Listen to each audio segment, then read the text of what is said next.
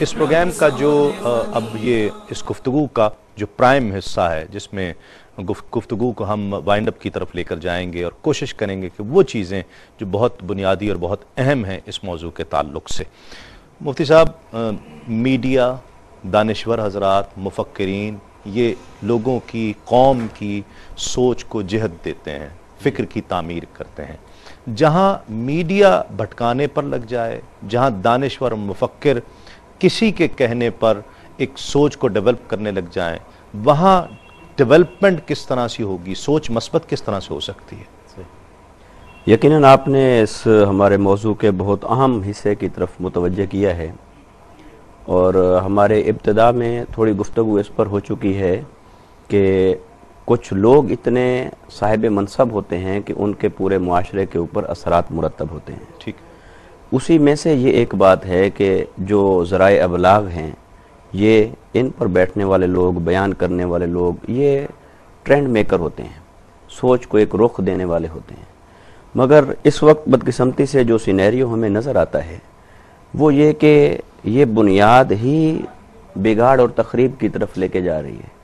جب ہمیں چاہیے خبریت، اور اس کی ڈیفینیشن ہم یہ کرتے ہیں کہ اس کے اندر سنسنی پھیلائی جائے اور کسی بات کو کتنا زیادہ سے زیادہ آپ حیران کن ثابت کر سکتے ہیں، اس سے آپ کی کریڈیبلٹی امپروو ہو رہی ہے. تو آپ سوچئے کہ اس کے اندر ایک آدمی ہے، اس نے 10 کام کیے، 9 کام اچھے کیے، مگر ایک میں اس سے غلطی ہو گئی یا جان بوجھ کے اس نے غلط کیا.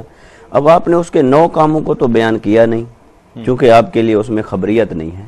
ٹھیک. لہٰذا ایک اس کام کو آپ نے لے لیا جو اس سے ارادتاً ہوا یا سہون ہو گیا. اب اس سے کیا ہوتا ہے؟ اس سے ایک تو اس آدمی یا اس ادارے کی پوری کریڈیبلٹی کو آپ نے نیگیٹو بنا دیا.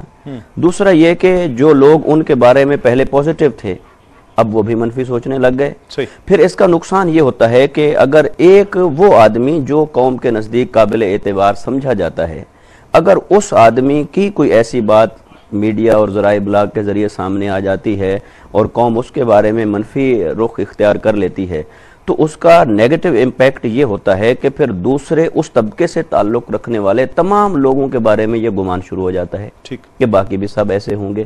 تو ہوتا یہ ہے کہ وہ ایک جو بیج بویا نیگیٹو سوچ کا، وہ بیج پھر پھلتا پھولتا چلا جاتا ہے، اور پھر برائی اور منفی سوچ تو بہت تیزی سے پھیلتی ہے. اور حضور علیہ الصلوۃ والسلام کی حدیث مبارکہ ہمیں اس طرف متوجہ کر رہی ہے کہ جس میں میرے آقا صلی اللہ علیہ وسلم نے فرمایا کہ لوگ تو اپنے بادشاہوں کے دین پر ہوتے ہیں، تو وہاں پر دین سے مراد ان کا رویہ ہے، سوچ ہے، بیہیویئر ہے. صاف ذرے ہر بادشاہ تو دین بمانہ شریعت تو نہیں لے کر آتا ہے، مگر اس سے یہ کلچر مراد ہے. اب ہم یہاں دیکھتے ہیں کہ یہ وہی کلچر ڈیولپ ہو جاتا ہے جس کلچر کو صاحبان اقتدار یا صاحبان منصب پروموٹ کرتے ہیں. اب اگر وہی کسی کا اعلی کار بن جائیں تو یقیناً نیگیٹیوٹی پیدا ہوتی ہے. صحیح. مفتی صاحب کیا کہتے ہیں؟ ایک طرف ہم اقبال کے رویے کی بھی دیکھ رہے ہیں کہ جنہوں نے اپنی فکر سے معاشرے کی تعمیر کی ہے، اس وقت اصل ایشو کی طرف نظر دھیان دلایا لوگوں کا کہ یہ اصل فکر ہے کہ کون ہے اس فکر کے پیچھے اور یہ کس کی پروردہ ہے. یہ سوچ تفرقہ ڈلوانے والی، یہ قوم بہت سیدھی سادی بھولی بھالی نہیں ہے کہ جس پر اب وہ مفکرین سارے نہیں، یقیناً اچھے لوگ بھی ہیں اور بہت ہیں، لیکن چند ایک لوگ ایسے کہ جو نام نہاد مفکر بن کر، نام نہاد دانشور بن کر اپنی سوچ کو مسلط کرتے ہیں اور لوگوں کی سوچ کو بھٹکا رہے ہیں. دیکھیں، ایک مشہور مقولہ ہے لِكُلِّ فِرْعَوْنٍ مُوسیٰ، کہ ہر فرعون کے لیے ایک موسیٰ ضرور ہے. ٹھیک. اللہ تبارک و تعالیٰ کی جو عادت کریمہ جاریہ نظر آتی ہے وہ یہی ہے کہ جس دور میں بھی کوئی باطل کھڑا ہوا ہے، اللہ تعالیٰ نے اس کے ابطال کے لیے حق کو ضرور مقرر کیا ہے. ٹھیک. تو آپ یہ دیکھیں گے اگر کچھ لوگ نیگیٹو سوچ دینے کی کوشش کر رہے ہیں تو اللہ تعالیٰ چند ایسے لوگوں کی صلاحیتوں کو مثبت انداز سے استعمال کی توفیق عطا فرمائے گا جو اس کا رد کرنے کے لیے کافی ہوں گے. ٹھیک. اور یہ ہر دور میں ہوتا رہا ہے. تو لہٰذا یہ نہیں ہے کہ ہم ان حق کہنے والوں کو دیکھ کر اس ناحق یا باطل کہنے والوں کو یکسر نظر انداز کر دیں. سوچ کی تبدیلی کی ضرورت ہے، عوام کو سنبھالنے کی ضرورت ہے، کیونکہ جیسے حضرت نے ارشاد فرمایا کہ ان کی ایک بات جو لوگوں تک پہنچ رہی ہے، ضروری نہیں کہ میری بات یا میرا رد ان تک پہنچے، تو ان کے جو منفی اثرات مرتب ہوتے ہیں اس کے پھر کتنے آگے بگاڑ پیدا ہو رہے ہیں، جو بہت احسن انداز سے حضرت نے بیان فرمایا، مجھے بہت اچھا لگا. تو واقعی وہ اثرات معاشرے پہ مرتب ہو رہے ہیں. ٹھیک. لیکن یہ ضرور ہے کہ اللہ تبارک و تعالیٰ ہر ایسے معاملے میں کہ جب کوئی ناحق بات کہہ رہا ہوگا کہ حق والے کو ضرور پیدا کرے گا. ٹھیک. اب ہمیں اس چیز پر غور و تفکر کرنا ہے کہ اس پازیٹیو سوچ کو آگے بڑھانے کا طریقہ کار کیا ہے. ٹھیک. اس کے اندر ہمیں معاون ہونا چاہیے, ایک دوسرے کے ساتھ تعاون کرنا چاہیے. اگر آپ اچھی بات کہہ رہے ہیں, میں نہ کہہ سکا, تو مجھے یہ نہیں سوچنا چاہیے یار تسلیم میں نے کیسے کہہ دی. ٹھیک. میں کہتا تو کریڈٹ میرے پاس آتا. ٹھیک. یہ بھی آج ایک بڑی مصیبت. بات تو اصل چیز تو ڈیلیور ہونا ہے نا, ڈیلیور ہونا ہے, لیکن وہ ہم برداشت نہیں کر پاتے اصل میں, کیونکہ اس بات کے ڈیلیور ہونے سے جو آپ کے متبعین بنیں گے, جو آپ کا کہنا مانیں گے, یا ان کی نگاہوں میں آپ کی عزت اور ویلیو بڑھ رہی ہے, میں اس کو برداشت نہیں کر پاتا ہوں. تو یہ بھی ایک بہت ہی بڑی مصیبت ہے کہ ہماری عوام بیچاری ہر طرف سے یوں پس جاتی ہے کہ جو پازیٹیو سوچ رکھنے والے ہوتے ہیں وہ ایک دوسرے کی ترقی اور ایک دوسرے کی عزت کو یا ان کے مقام اور منصب کو برداشت نہیں کر پاتے. تو پھر وہ ایسی حرکات ان سے ظہور پذیر ہوتی ہیں کہ جو باطل کا کام کرنے والا ہوتا ہے اس کو تائید اور تقویت حاصل ہو جاتی ہے. تو خلاصہ کلام یہ بہرحال کہ ہمیں اپنی کوشش کو ترک نہیں کرنا چاہیے. نبی کریم صلی اللہ علیہ وسلم کی کوشش مبارکہ کو روکنے کے لیے ہر ممکن کوشش کی گئی, لیکن ہمارے نبی کریم صلی اللہ علیہ وسلم نے جو ہمیں اصول دیا, اور الحمدللہ میں نے بھی اپنی تقریباً پوری زندگی میں اس اصول کو اپنے سامنے رکھا ہے کہ کسی کی حوصلہ افزائی کا انتظار مت کرو اور کسی کی حوصلہ شکنی سے کام کو چھوڑو نہیں. تو انشاءاللہ کامیابی ضرور ہو جائے گی. صحیح. ناظرین کرام, فیصلہ آپ کو کرنا ہے. معاملہ عقائد کا ہو, اعمال کا ہو, کوئی دینی معاملہ ہو, کوئی دنیاوی معاملہ ہو. میرا اشارہ کسی طرف نہیں ہے. جب بھی ہم یہاں گفتگو کر رہے ہوتے ہیں تو ہم ایک جنرل ایسپیکٹ لیے ہوئے ایک فکر کو اور ایک اصول کے تحت ہم گفتگو کر رہے ہوتے ہیں, اور اصول آپ تک پہنچانے کی کوشش کی جاتی ہے. میں اکثر یہ ذکر کرتا ہوں کہ ہمارا اشارہ کسی ایک جانب نہیں ہوتا ہے, لیکن آپ نے نظر میں رکھنا ہے ان لوگوں کو جو قرآن و سنت کے نام پر آپ کو عقائد سے بھٹکاتے ہیں, آپ کو شعار کے تعلق سے آپ کو بھٹکاتے ہیں. آپ کو ان پر نظر رکھنی ہے, کوشش کرنی ہے کہ کسی نتیجے پر پہنچیں, کسی فیصلے پر پہنچیں.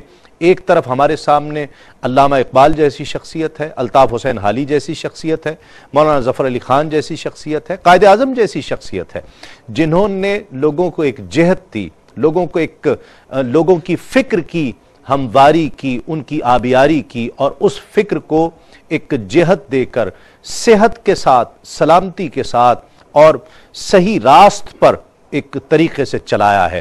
ہمیں یقیناً یہ دیکھنا ہے, اور بالخصوص جس طرح بار بار یہ ذکر کیا گیا کہ وہ لوگ کہ جن کے فالوورز ہیں وہ دانشور ہیں, شاعر ہیں, شعبے سے تعلق رکھتے ہیں, میڈیا سے تعلق رکھتے ہیں, ذرائع ابلاغ کے کسی بھی شعبے سے تعلق رکھتے ہیں, بہت بھاری ذمہ داری آپ پر بنتی ہے.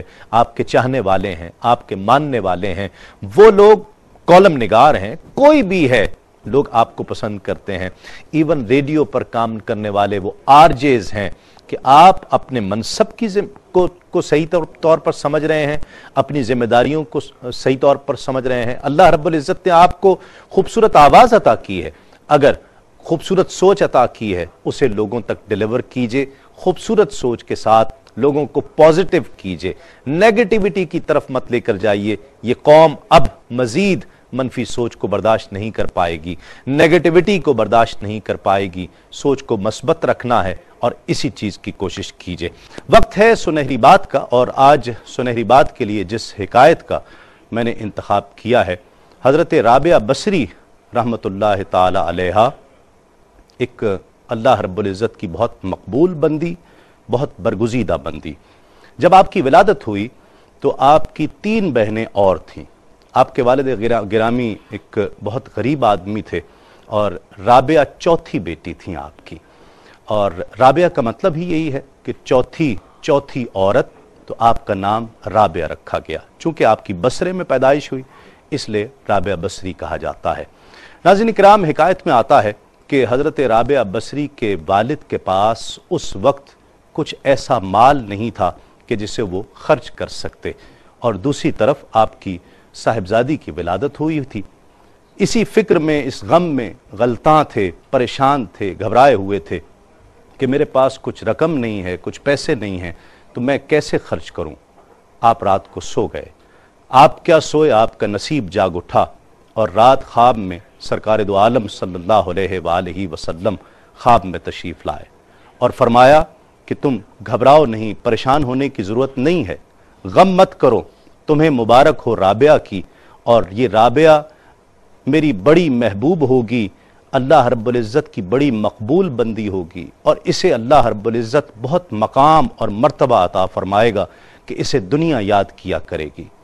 تم ایک کام کرو، صبح امیر بصرہ کی طرف چلے جانا اور اس کے پاس جا کر میری طرف سے ایک رکہ لکھ کر اسے دینا، اور اسے یہ رکے میں یہ لکھنا کہ تم جو ہر روز میری بارگاہ میں 100 بار درود پاک کا نذرانہ پیش کرتے ہو اور جمعے کی شب 400 بار پیش کیا کرتے ہو، اس جمعہ، یہ جو جمعہ گزرا ہے، اس جمعے میں تم نے وہ 400 بار درود پاک میری بارگاہ میں نہیں بھیجا ہے، اس کے کفارے کے طور پر وہ تمہیں 400 دینار دیتے۔ جب آنکھ کھلی تو آپ رونے لگ گئے، اپنی قسمت پر بھی ناز تھا کہ آقا علیہ الصلوۃ والسلام نے کرم فرمایا ہے اور حضور میرے خواب میں تشریف لائے ہیں۔ صبح اسی طرح جس طرح آقا علیہ الصلوۃ والسلام نے حکم دیا تھا، وہ رکہ لکھنے بیٹھ گئے اور بڑے اہتمام سے امیر بصرہ کی خدمت میں حاضر ہوئے۔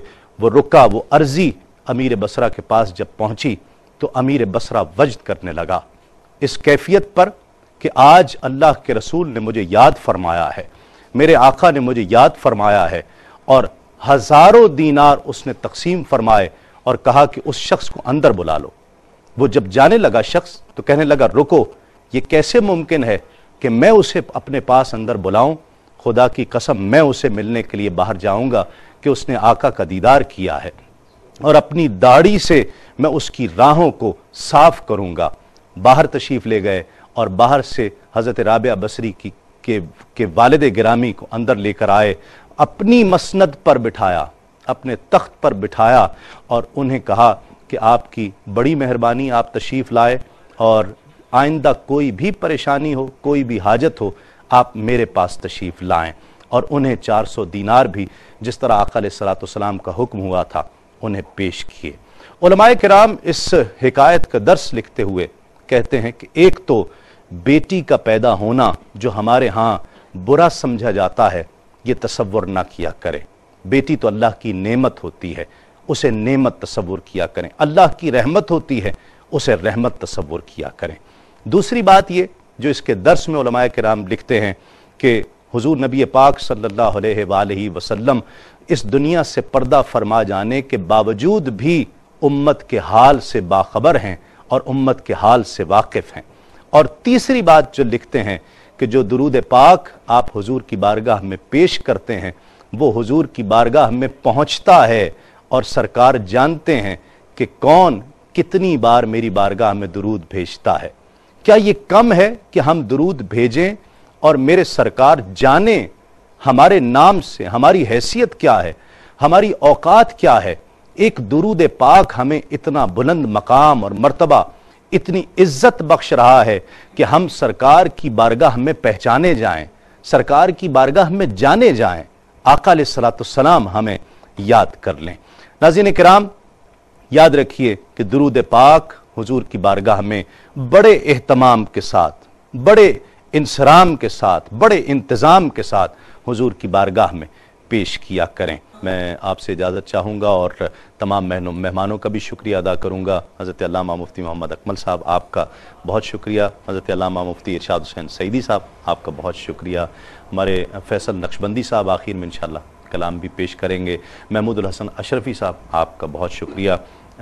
ابھی انہوں نے بتایا کہ ان کے والد گرامی کی طبیعت بہت ناساز ہے، ہم بھی دعا کرتے ہیں، آپ بھی دعا کیجئے، اللہ رب العزت ان کو صحت عطا فرمائے۔ کل تک کے لیے اپنے میزبان تسلیم احمد صابری کو اجازت دیجئے۔ تسلیمات۔ ہم گناہگاروں پہ رحمت کا دوشالہ دے دے، ہم گناہگاروں پہ رحمت کا دوشالہ